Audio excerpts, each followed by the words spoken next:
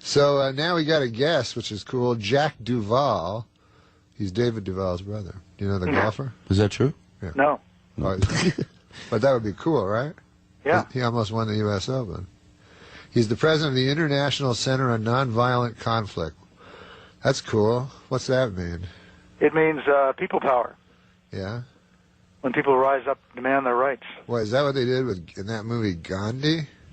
Which was, by the way, based on a true story, I heard? In fact, it happened, yeah. Yeah.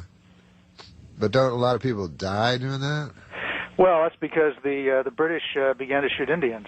Yeah, right. Well, won't that happen if your part is nonviolent? But that's where it gets interesting. If you've got a great strategy and you know how to diffuse repression, there are ways of doing that tactically. Then it doesn't work. It doesn't work one-on-one, right? Like let's say a guy comes at me with a gun. Me being nonviolent, that would not work ever. No, I mean, I'm not a pacifist. I think everybody has the right to self-defense. If it's the only thing you can do to defend yourself and your family, absolutely. But you need a lot of people. So this could happen in Iran, right? You don't necessarily need lots and lots of people, because here's the deal. If I were in a room with like maybe 25 or 50 people, and I was threatening them with a gun, and I said, okay, I want you to do the following things, otherwise I'm going to shoot you. Right. They'd have a choice. They could say, okay, we'll do those things, we don't want you to shoot us. Or if I were convinced that none of them were going to do the things that I wanted them to do, even if I were threatening them with a gun, then the threat of violence wouldn't have any power, because it's always a transaction. Right, but what about just the fun of shooting someone? Like, a lot of these people are sadists. That's another story, yes, absolutely. And that's what these movements do. Like in Iran, they can, if their tactics are strategic, what they can do is to essentially separate that element from within the military and the police forces, which are interested, like the Basiji in Iran, enjoy beating people up, from regular army people who see themselves as defenders of the public order and the nation's honor and all the rest of that stuff. Hey, can you tell me about Iran? Because I don't understand anything about it, because I don't know anything except what I see on TV. Well, we had a really interesting and not unique set of circumstances in which the Iranian regime basically stole an election. And No, but I mean beforehand. Like, remember when the students took over the embassy and all that with the hostages? That's another story. That was a violent revolt that was actually a stunt that was pulled by an extreme faction of the Islamic Revolution. So they weren't young students, right? They weren't educated? No, that was inspired. That was why are there educated students in Iran? Why would that old guy let that happen? Well, the old guy, you see, that was already after the Islamic Revolution had succeeded. So the power that sat there was the new leaders of the Islamic Revolution. Right. And so that was designed, in fact, to help. It was for internal domestic politics to enable more power to accrue to the extreme part of the regime. And essentially, that's the same thing that we saw earlier this month in Tehran. But did they have satellites during that Khomeini guy? No, they didn't, but Khomeini used the technology of the day to get in power, which was audio tapes. They mass-produced audio tapes of his speeches. He was a very charismatic speaker, and hundreds of thousands of those were infiltrated throughout Iran, and many believe that he was the liberator from the Shah. But what I'm asking is, like, those guys, those ayatollahs, because they're so serious about what they believe and stuff, why would they allow any Western communication to enter the country? Why wouldn't there just be a closed it's the way you do business these days. They don't have a choice.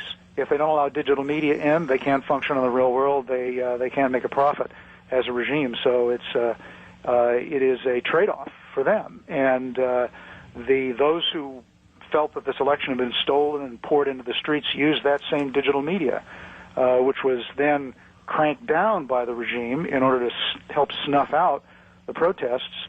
And that phase was successful. But they have to go back to allowing full use because otherwise, as I said, they can't function in the world economy. The new guy, Khamenei, which sounds suspiciously like Khomeini to me.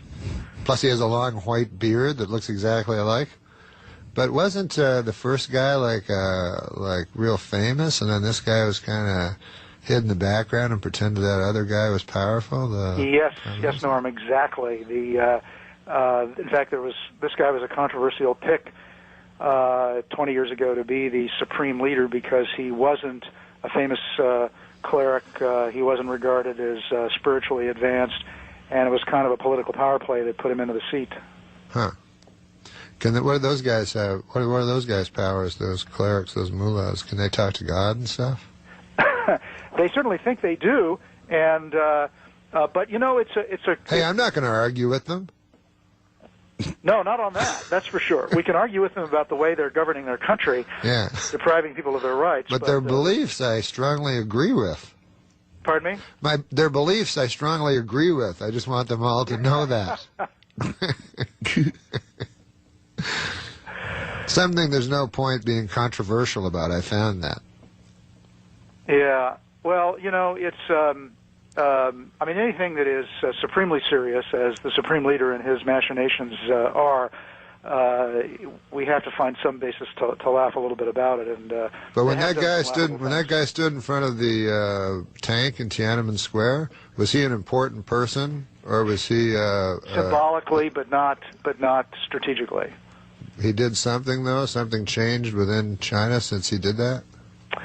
You know, I mean, I don't think so at the time, but I think that what that taught that regime to invent better ways of keeping control, keeping the lid on.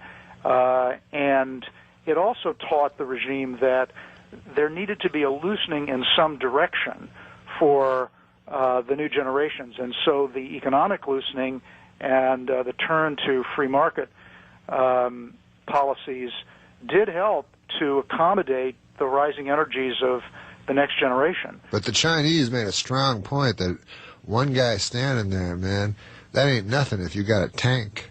But we got to go, and then we'll talk to you in a little bit, right, Christian? Jack, if you have the time, we'd like to hold you through the break, is what Norm is saying. Okay, thanks.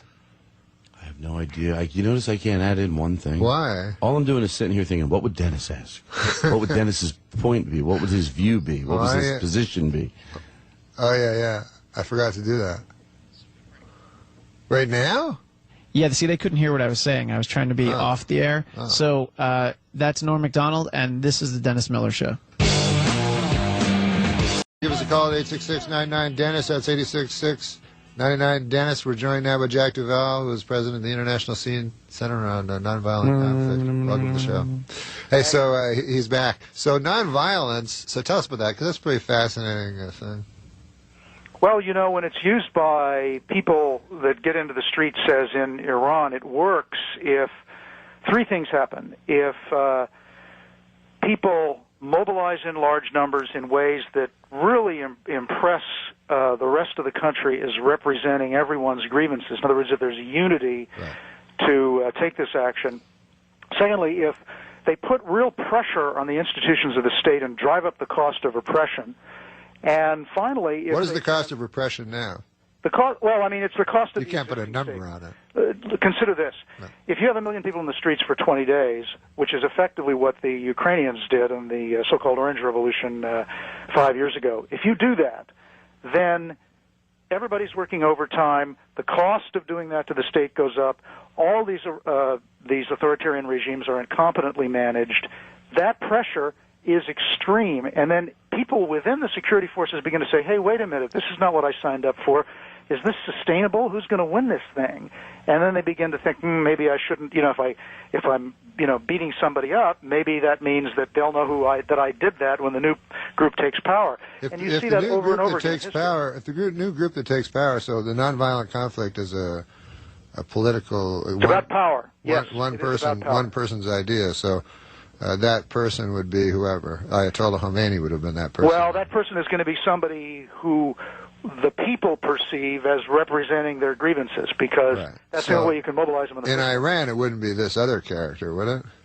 Well, the thing about Mousavi was that he was a safe choice because he was within the... He said he would abide by the Islamic State. Yeah. He was a moderate. He was reformist. So a lot of people who wanted sort of a soft change could identify with him. But is there anybody in Iran now? It's like Yeltsin, just a crazy drunk that'll get up and say anything, and the people will get behind him. Ahmadinejad is a dogmatist. He's and he's not a classic authority. This is a clique. There's been a coup, and the extreme form of the Shiite Islamists in Iran have essentially taken complete control of the state. That's the fundamental political reality of what's occurred. Yeah. And that is scary. But is it scary if you do nonviolent confrontation, then what if a guy beheads you? Do you at some point, struggle back? Hey, sometimes that can work for you, because the more outrageous the repression, the more angry people become, and then there's a fire next time. Right. So you got to be able to put your life on. It's almost like suicide bombings, except it's actual suicide, not homicide. In a sense, certainly political suicide. If a regime is too violent, then it really ends up, busting its bank. Because remember that old dude in the newspaper that set himself on fire? You mean back in the Vietnam War days? Yeah. I certainly do. Would that guy be the king of all nonviolent protesters, that he had reached this point where he could... No, because not everybody will do that, and generally the most effective nonviolent action is one that inspires imitation, and people. The other people want to do the same thing. Did you say immolation? Imitation. Oh, imitation. I thought you said immolation was hard to... But Todd has a question. Well, now for I'm wondering you. if it's a stupid question. It is a stupid question. It's yours. Well, you said off the air it was okay, and so did the producer. What about the 9/11 situation, like when they were up in the air? There's nothing nonviolent you can do there to stop that, right? That's right. Another situation of what I would call... because there's not mass people. One of the three things you need. Well, there's 300. That's not mass, right? Versus Jack, am I right? You could, in a technical sense, I mean, the power of the people in the airplane could overwhelm a small-armed... And by the way, just let me interject real quickly. I'm not implying that they should have done anything. Right. I'm just trying to understand what you're saying, so asking that question. I'm saying it's a shame that David Duvall only lost by one stroke. And I think Jack's still feeling it. Actually, usually everybody asks me, well, do you know Robert Duvall? Oh, Robert Duvall, yeah. He's the guy. Actually, he had a brother whose name was Jack, too, and that guy I did know. Oh, really? So you knew Robert Duvall's brother, Jack Duvall, because you go to a convention of guys named Jack Duvall? I actually once Googled myself for Watch your mouth. And I found out there were 44 Jack Duvalls in the United States. So yeah, it's humbling. Yeah, definitely. Yeah. How many Norm Macdonald? Well, when you YouTube and you go hey, man, I'll listen to a James Brown song, and instead it's a guy in his basement doing James Brown. Right. You're like, well, I didn't want this. Why is that number one? Although those music videos are great, sometimes there's an unknown, and it's amazing what they're capable of. Hey, Robert Duvall is an unknown in our next guest, Billy Joe Shaver's video. You know Billy Joe? I remember Billy Joe. Yeah, well, he does. What's the matter with the clothes I'm wearing? What? Billy Joel, sure. No, that's Billy Joel. Billy Joe Shaver. Acting stupid. So anyways, he was up for Gospel Album of the Year, and he has Robert Duvall as a walk-on. But Jack, thanks, man. You taught me a lot about Iran, and I bet a lot of dumb people in the audience that are as dumb as I am learned a lot of stuff too. You can't be afraid to ask, because other people are thinking the same thing. Well, it was a pleasure. Appreciate it. Thanks, Jack. You're a smart guy. Hey, listen, is Jack still there? Well, you cut him off. I had one question for him. What? I'll answer it. I was going to say, what is a guy like We're wrapping it up. We're wrapping it up. We'll be back on the Dennis Miller Show.